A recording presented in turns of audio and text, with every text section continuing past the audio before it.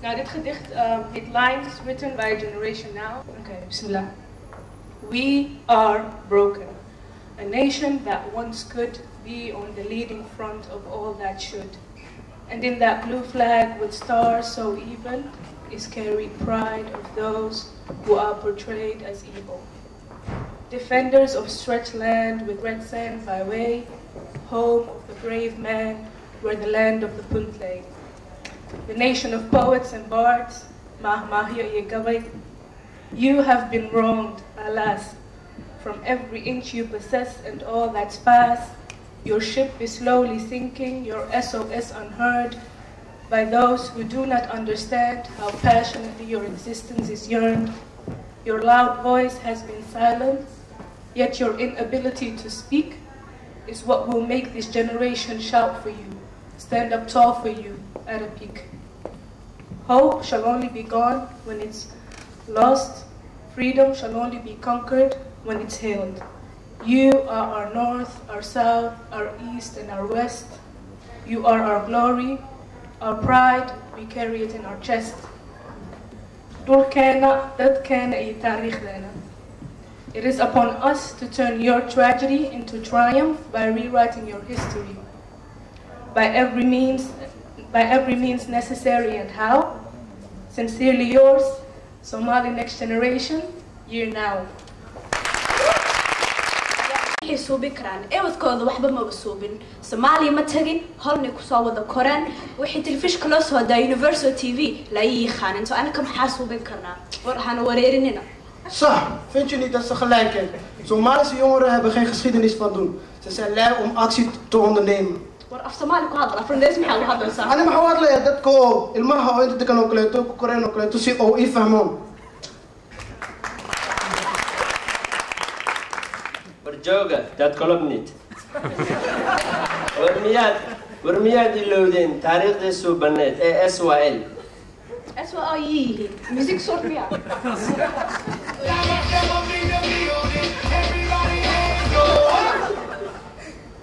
بس ما حاطه ده دانس خروج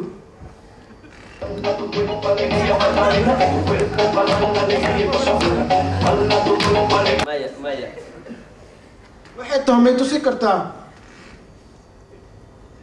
waa ku tusinaya taariikhdii weyneed ee SYL dhalinyarada anaa idinka dharjinaayo ila daawada filimkan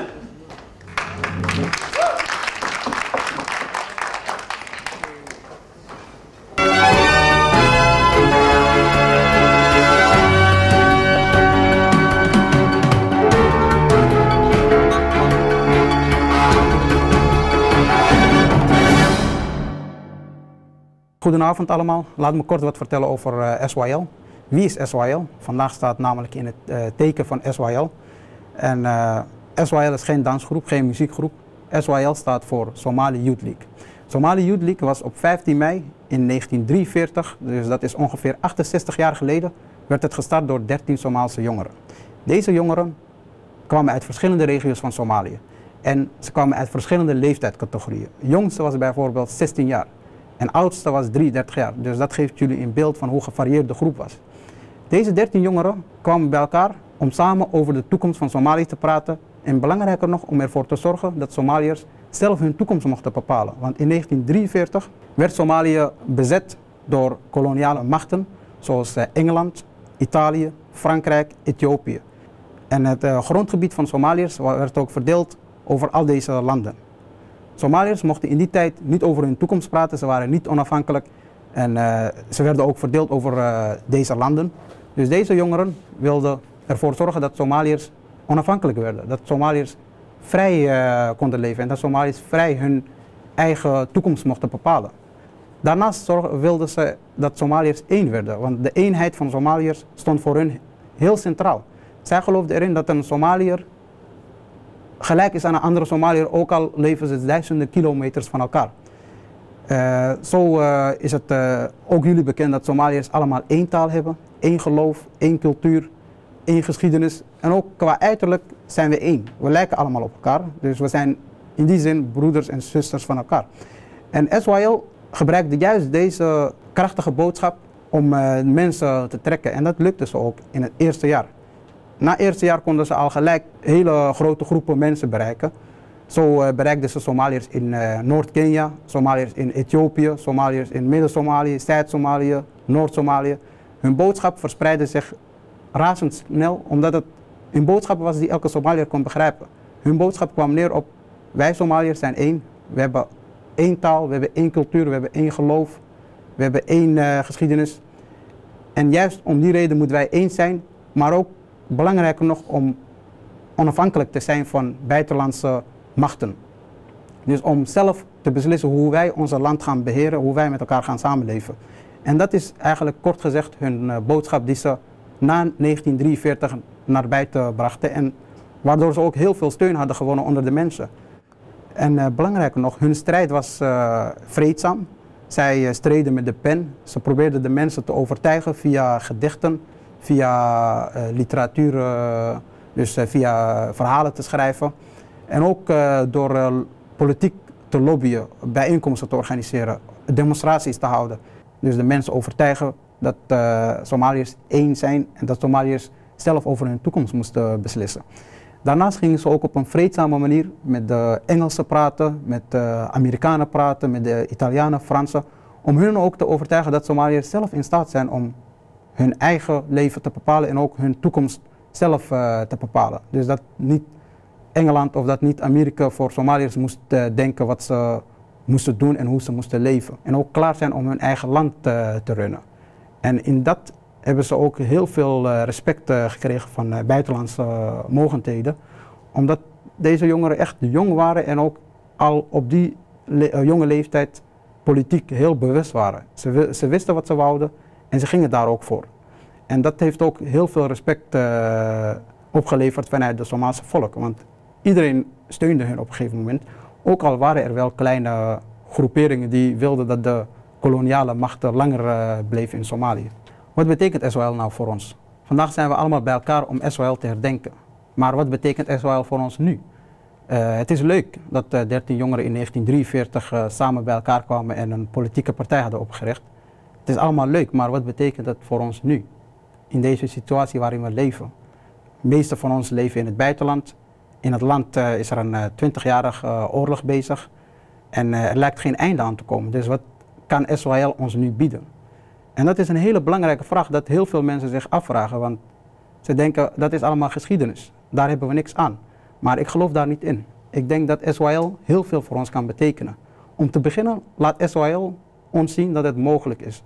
Als jongeren bij elkaar komen om iets teweeg te brengen wat heel veel kan betekenen voor de Somaalse volk. Dus zij hebben laten zien dat het mogelijk is dat Somaalse jongeren zelf hun toekomst kunnen bepalen. En belangrijker nog, zij hebben laten zien dat Somaliërs in staat zijn om geschiedenis te schrijven. Dus in die zin zijn ze een rolmodel, ze zijn voorbeeldfiguren. Wij kunnen naar hen refereren. Zij zijn onze voorbeeld. Wij kijken naar hoe hun het hebben gedaan en zien dat het mogelijk is. En belangrijker nog, zij hebben dat in 1943 gedaan. Toen bestond geen internet. Toen was de wereld heel groot. Mensen konden niet vrij reizen. En de meeste Somaliërs in die tijd waren nooit naar het buitenland geweest. Maar nu is de situatie heel anders. 2011 heb je in elk land wel Somaliërs wonen. In elk land zijn er Somalische studenten. In Nederland heb je gegarandeerd meer dan 100 Somalische studenten. En dat geldt ook voor andere landen. Dus als Somalische jongeren zijnde beschikken wij over alle mogelijkheden om bij elkaar te komen. Om samen te denken over de toekomst van Somalië. En ook belangrijker nog om tot actie te komen. Dus om uiteindelijk een mooie, betere Somalië tot stand te brengen. En in die zin biedt SYL een voorbeeld voor ons. Het is een inspiratie voor ons. En we kunnen alleen gebruik maken of kracht putten uit die inspiratie als wij bewust zijn van de geschiedenis. Dus wie zijn geschiedenis niet kent, die kan ook geen inspiratie halen uit zijn geschiedenis. En het zijn ook onze roots, daar komen wij vandaan. We komen van een land genaamd Somalië met een lange geschiedenis. En SYL speelde daarbij een grote rol, vooral na 1943. Dus we moeten bewust zijn van onze roots en we moeten daar ook onze kracht uit putten. En dat kan SYL voor ons nu betekenen.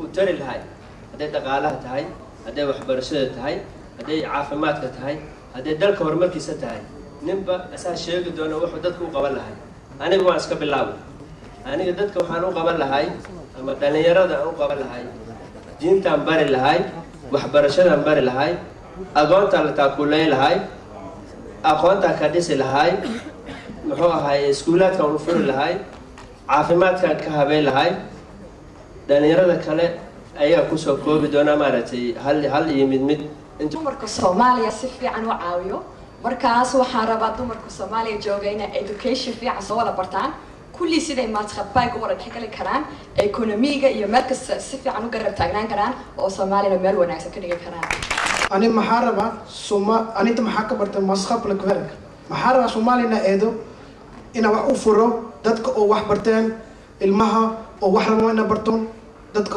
shaqada ku fiican oo kaleeto ay sheegayaan markaas ani shaqo u fiirnaya ina u sameyn karo markay shaqo heloon dadku iloobayaan dadaalka sax ma aha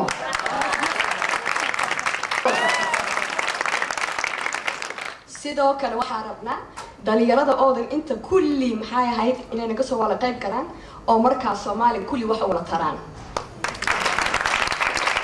dhalinyarada walaalaheena dibadda joogaan inay aqoontooda dhaqaalahooda iyo aragnimadooda uga caawino laakiin waa howl aad oo dhib ah oo waqti qaadan doonta Maar we moeten vandaag een begin maken, zodat we de weeskinderen voor kunnen helpen en geld in te zamelen. Jongens, kom op toch? Een beetje geld geef je nog niet veel, hè? Waarunta iedereen moet vandaag zoveel mogelijk doneren, want aqoon la'aan waa iftiin la'aan waa nolol la'aan ubadka soo korayo waa ayatiinka berito iyo SYL-kii berito peace to Somalia peace